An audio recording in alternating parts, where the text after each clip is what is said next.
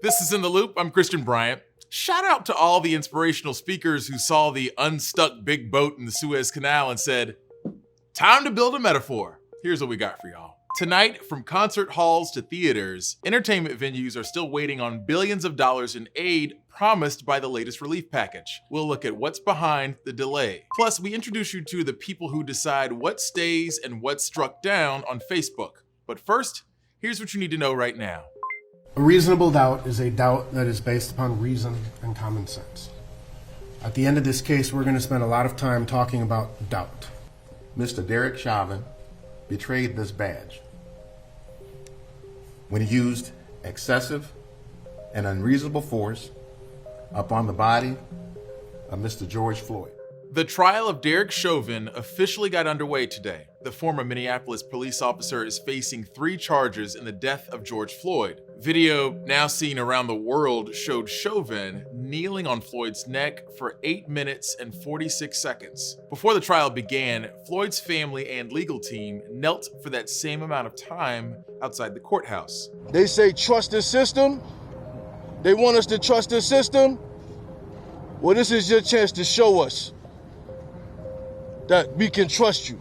The number of people allowed inside the courtroom will be severely limited due to the pandemic, but some members of the press with cameras will be allowed inside. It's expected to be one of the most watched trials in recent history, and Newsy has a crew in Minneapolis to bring us the latest. That includes reporter Jamal Andrus. Jamal, what can you tell us, man?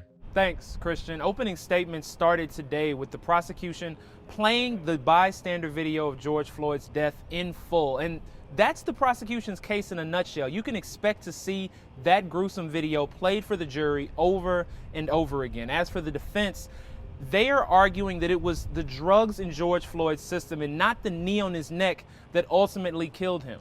George Floyd's family, Ben Crump, Al Sharpton, they're all here, emphasizing the importance of this case as a referendum on the justice system more broadly. We're here at the corner of 38th in Chicago because this community is still hurting. Businesses here are struggling, community violence is on the rise. So for the people who live here, this case is about more than Derek Chauvin's guilt or innocence, but rather it's about fixing the problems that led to George Floyd's death. This week, several states are expanding their vaccination eligibility to include all adults. Kansas, Louisiana, North Dakota, Ohio, Oklahoma, and Texas made the move today. Minnesota will follow Tuesday. Indiana and South Carolina plan to do the same on Wednesday. Nearly all other states pledged to make all adults eligible to get the vaccines by the end of May, in keeping with the timing laid out by President Biden in a speech a couple of weeks ago. At this point, more than 93 million Americans have received at least 1 vaccine dose. As daily vaccine administrations continue to tick upward, unfortunately, so are COVID cases. According to data from Johns Hopkins University, the latest 7-day average of cases is up 16% from the previous week. What we're likely seeing is because of things like spring break and pulling back on the mitigation methods that you've seen now. Several states have done that. A lot of the spread is happening among younger people, 10 to 19, but also 20 to 29. That's the group that is moving around, kind of relaxed and getting infected. Experts say there is some good news if the country does see a 4th wave of cases. At this point, more than 72% of all Americans 65 and older have been fully vaccinated. That could mean fewer hospitalizations and deaths, even if case numbers spike.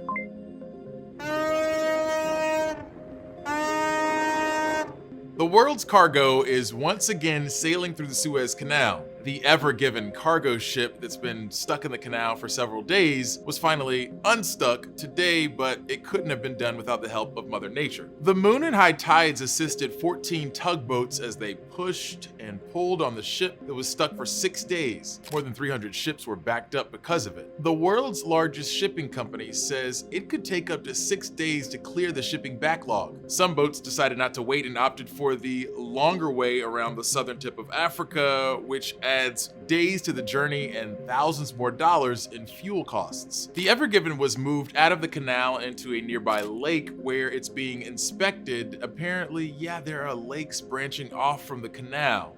Who knew? An investigation will aim to figure out whether the ship getting stuck was the result of human or technical error. Experts estimate the blockage cost $10 billion a day in global trade and was stuck for 6 days, so yikes! Some theaters and concert halls across the country are still waiting for billions of dollars that Congress approved to help those businesses back in December. Newsy's investigative team has been looking into what's taking so long. Patrick Terpstra explains that when the help finally arrives, it'll be too late for many owners of America's stages and screens. It's closed off to everybody. Come inside a concert hall darkened by the pandemic. I just walked through the doors and just started sobbing. Not knowing when we'll be back is really hard. Shows stopped at DC's famous 930 Club about a year ago. The invoices, No revenue and enormous overhead. kept coming. No business can make it like that. Independent concert and theater venues have been treading water, desperate for a financial lifeboat they thought was in sight. A campaign to save America's stages worked. Congress allocated $15 billion for venues across America back in December, but stages have yet to see a penny of those funds. It's another example we found of struggling businesses waiting for the government to distribute approved urgent coronavirus relief. Congress authorized the Shuttered Venue Operators Grant Program just before the holidays, part of the second COVID stimulus bill. But no checks 3 months later for venues like Tower Theater in Oklahoma City. I was born in the 80s, dog. Now doing online concerts and virtual bartending classes. I'm gonna make you a martini. Trying to hang on before getting up to $10 million from the grant program run by the Small Business Administration, SBA. It literally gave us, it looked like it was going to give us a year's worth of runway. What owner Steven Tyler was not expecting was this wait. We've burned through our own cash reserves. Every second you're running out of money. The SBA says it has taken time to develop a system to screen grant applicants, trying to balance doling out money quickly while protecting against waste and fraud. We need to have a program that's fair to ensure that people who are not eligible don't get the funds, because it's going to go fast. Whether there's enough for all struggling stages is a big question. There's now just over $16 billion for all eligible venues, with priority for those losing the most revenue. The SBA will finally start accepting applications April 8th. That date can't come too soon because venues have gone under. For now, the 930 Club is set up as a food pantry for their own furloughed staff. We know that there's no other jobs for them. It's been just sad and devastating. We are alive tonight. No target yet for reopening or estimate from the SBA on when they'll receive help to get them there. Patrick Terpstra, Newsy, Washington. When you're back, we'll take a look at a really hot, temperature-wise, really hot feat of athleticism.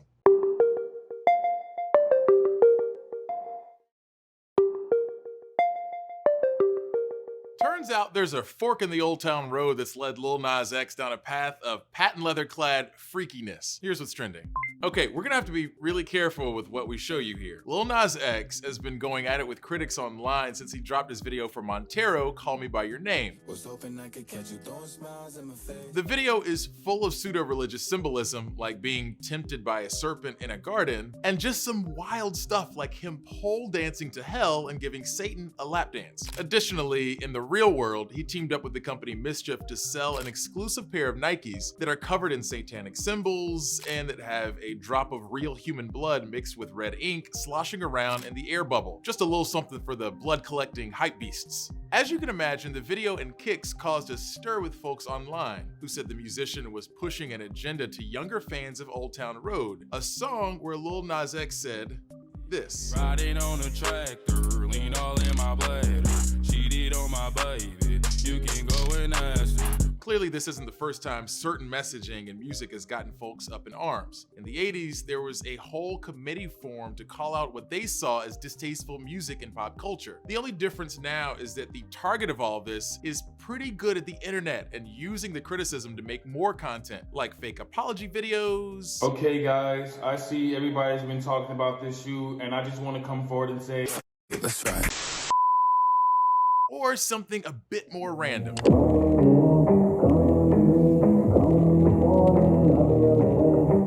Visa made news today by becoming the first major payments network to accept a cryptocurrency as payment. Visa accepted a payment from Crypto.com, its global crypto wallet partner, over the Ethereum blockchain using a cryptocurrency called USD Coin. If you know what all this means, congrats. If not, feel free to pause and Google at will. I won't mind, and I also won't notice. This is just a pilot program for now, but Visa will reportedly expand this offer to other partners later in the year. The company is already partnering with 35 digital currency platforms, including Crypto.com, that collectively have 50 million users. This is just another sign of the growing acceptance of digital currencies in the financial industry.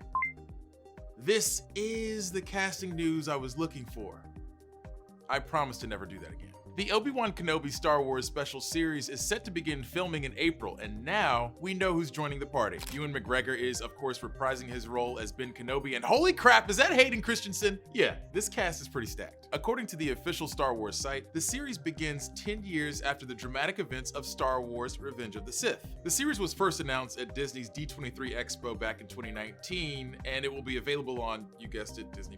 Deborah Chow, who knocked it out of the park with 2 episodes of The Mandalorian, will direct the series. Truly, the casting news gives me hope that we won't have to watch old Ben the Hermit wander around the Tatooine desert for years and years. That'd be the snooze fest from long ago in a galaxy far, far away.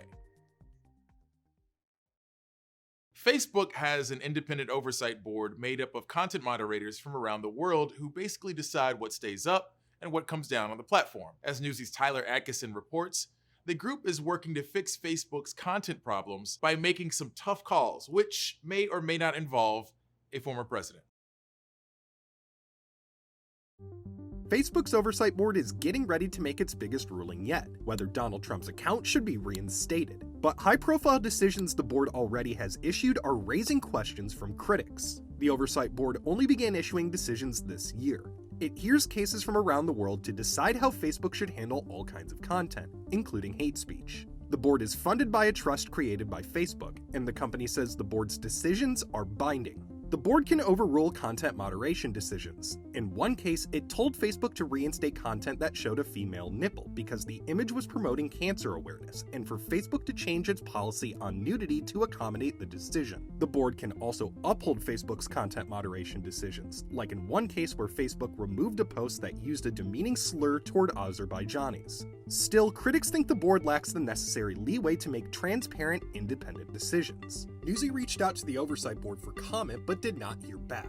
The question of what the Facebook Oversight Board can achieve distracts from the more fundamental need to have truly independent oversight and accountability mechanisms. Facebook controls what information they have, which cases they reveal, what the process looks like, and the board is also bankrolled by Facebook. Some early decisions have raised credibility concerns for critics. Notably, the board made Facebook reinstate a Myanmar user's post that questioned whether there was, quote, something wrong with Muslims psychologically.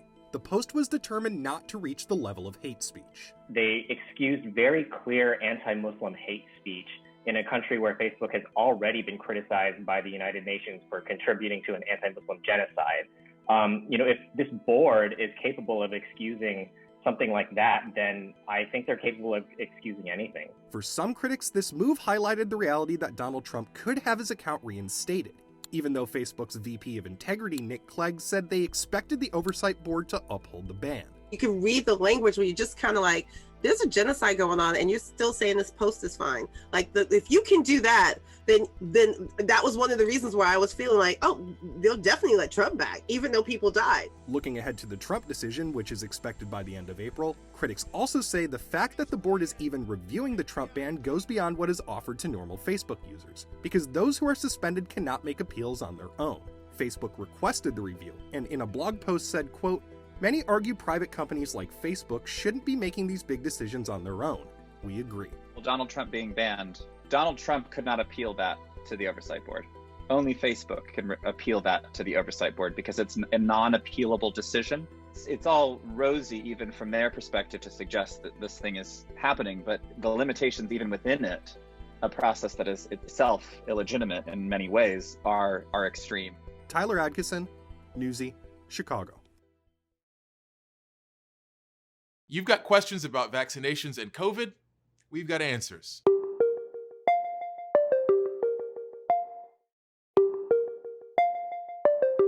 More than 51 million people in the US have been fully vaccinated. Health experts say full vaccination helps protect against COVID, but it doesn't make you invincible. So what are the chances of getting COVID after being fully vaccinated? Luckily, Newsy's Lindsay Thies looked into that question for us. With more and more people getting the COVID-19 vaccine, you may be asking yourself, what's my risk of catching the virus? We asked the experts, what's the risk of hugging your grandkids after getting the vaccine? Their take, hugging your grandkids is low risk. The risk of hugging your grandkids is probably something that falls into the low to medium risk category. And this is the reason. First, you want to make sure that you're at least 2 weeks out from the completion of your vaccine. After 2 weeks, you definitely have built the immunity you need and definitely is much safer than it was prior. If you as an individual are vaccinated, you can interact with one household that may not be vaccinated, or maybe every member is not vaccinated. So you may have your adult son and daughter-in-law come over with their kids, but it's one household that's there. Your risk goes down once you've been vaccinated. So the highs go to mediums go to lows, but there's no zero risk. To learn more about what is low, medium, and high risk, visit newsy.com/what's the risk. There are 45 million people who collectively owe almost $1.7 trillion in student loan debt. Borrowers have had a break from payments during the pandemic, but those payments are set to restart again this year unless something changes. National reporter Bo Evans tells us about a small provision in the new stimulus bill that could make handling student loans a bit easier. There are almost 45 million Americans with student loan debt. On average, they owe about $36,000 each. Making those payments isn't fun when there isn't a pandemic. But there was a tiny provision in the CARES Act passed in March which might help you out. You can, in a sense, directly pay part of that student debt, $5,200 a year, pay down the student debt, and that does not then count as income to the employee. U.S. Senator Mark Warner from Virginia helped get the provision in, and he's explaining how it works. Companies can make payments of $5,250 toward employees' student debt. That payment is tax deductible for companies, and employees don't pay any taxes on that money. Companies have always had this option to pay for employees going to school. But, well, if that works for getting additional training, why not provide that same kind of tax benefit for an employee in terms of paying down student debt? The problem, that benefit was going to expire at the end of 2020, but it was extended. That means if you've got student loans, you could have your company pay off more than $5,000 a year for the next 5 years. So, how do you get started? First step would be to talk to HR.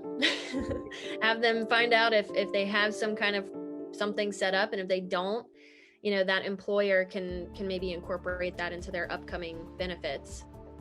Megan Landris is a financial coach who specializes in student loans. She says people should try to take advantage of this provision. But it's not as simple as your company cutting you a check. The employer has to have some kind of educational assistance program in place. It can't just be something where they give their employee this as a bonus and it's going to be able to take advantage of this. They have to have a structured program already in place. So talk to your HR representative or manager and find out if the company has a program or is interested in starting one. Then start getting some of that student debt paid off. I'm Bo Evans reporting. If you haven't done so already, feel free to reach out to us on Twitter using the hashtag NewsyInTheLoop. Questions, comments, criticisms, SoundCloud links, and free Bitcoin are all acceptable.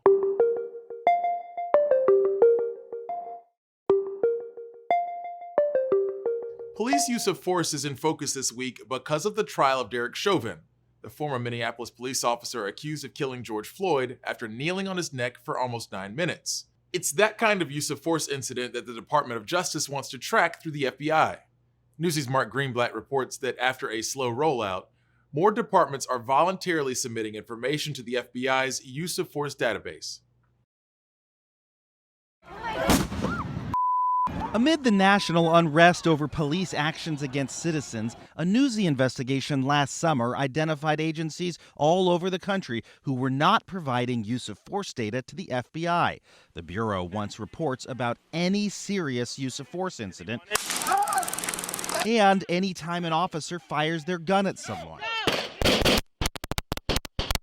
Now, many large departments have begun participating, including the city where the nation's eyes will be this week for the trial of a Minneapolis police officer. After the George Floyd killing, police there told Newsy, "We're not sharing this data," but the agency did an about-face. Nationally, FBI data shows more than 850 agencies have begun sending the FBI data since our first report. One lawmaker wants to make reporting from every agency in his state mandatory. This bill is designed to turn on the lights. Missouri State Representative Bruce DeGroat's Police Use of Force Transparency Act passed unanimously out of 2 committees already. And the Republican says that he's got the important backing of Missouri's governor. I want people to be able to identify those hot spots. If there are police departments in the state of Missouri that are misusing their powers, we should know about it. The most recent FBI data shows only 17 out of over 600 agencies in Missouri participated in the FBI's program. But the legislation in Missouri could add to what the FBI says is a sudden surge in participation nationally. New numbers the FBI shared with Newsy in advance of its next update show that as of mid-March, almost 52% of sworn officers are employed by agencies now participating in the Bureau's use of force program. That's up from 41% of officers last summer. The FBI says it needs participation from 60% before it can publicly release any national or regional data. The importance of this data is not just identifying one incident here or there. It's identifying patterns of incidents, patterns of behaviors that may lead to higher levels of violence. Stephen Lewis is the police chief in Ellisville, Missouri, outside St. Louis. We need to see what is the truth of what's going on across our country as it relates to police officers and their taking of lives of people. The FBI will release a new list of agencies who've come online later this spring. For now, the Bureau tells Newsy that many states are looking to require reporting, which may be needed. In Texas, Dallas PD promised Newsy last July that they would start reporting to the FBI from this point forward. But we found out they never followed through. A spokesperson told Newsy, "I cannot provide you an explanation. Thank you for bringing this to our attention," and added Dallas police had started the process to join as of today. Mark Greenblatt, Newsy. That's it for us, gang. As always, thanks for watching. We'll be back tomorrow for more In the Loop, same time, same place. Top stories from Newsy are headed your way right now.